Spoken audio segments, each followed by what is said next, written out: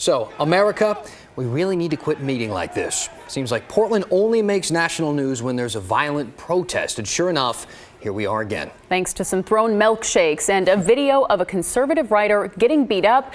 Now everyone from the Portland Police Union to Texas Senator Ted Cruz has it out for Mayor Wheeler. KGW's Pat Doris, live for us downtown where this fight between the left and the right-wing groups all broke out. Pat, police now are asking for the public's help. They really want to catch some of the people who were involved in this. That's right, Dana. We've seen this before. There's so many cameras out on the street, people holding them up as the action happens, and there's so much video posted on social media. Police think the public can help, and often the public does. And in the meantime, criticism is pouring in from all sides. These are the first pictures released by Portland police. People suspected of crimes during the protest. Investigators say if you know who they are, please come forward. Our goal and objective in that is to ensure, working with the Multnomah County District Attorney's Office, potentially even the United States Attorney's Office, to ensure that those that engaged in violence in our city are held accountable for their criminal conduct. One sequence of that conduct is right here. It starts with someone punching conservative writer Andy Ngo, who lives in the Portland area. And then several people in black follow him as he tries to walk away, throwing things and pouring things on him. These are the images that infuriated the right across the country and moved Senator Ted Cruz to call for a federal investigation. Portland's police union is angry too.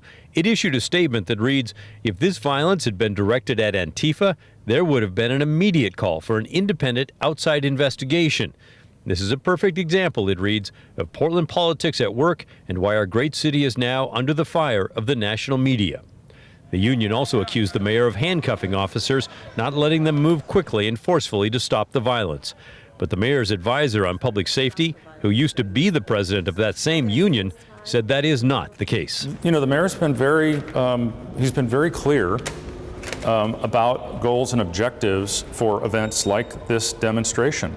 Ensure that free speech is protected, ensure the safety of all that are involved, enforce all relevant laws as you're able to, when you're able to. 3 people were arrested Saturday for various actions. All were in court today for brief appearances, and all pled not guilty. The mayor is now jousting with Senator Ted Cruz over Twitter. He recently tweeted out, "Get your facts straight." One other interesting thing here, there was a lot of discussion today about milkshakes. There were milkshakes thrown by protesters during that event on Saturday. And at one point, police tweeted out that the milkshakes appeared to have quick-drying cement inside of them. That drew lots of criticism from the left, saying, prove it.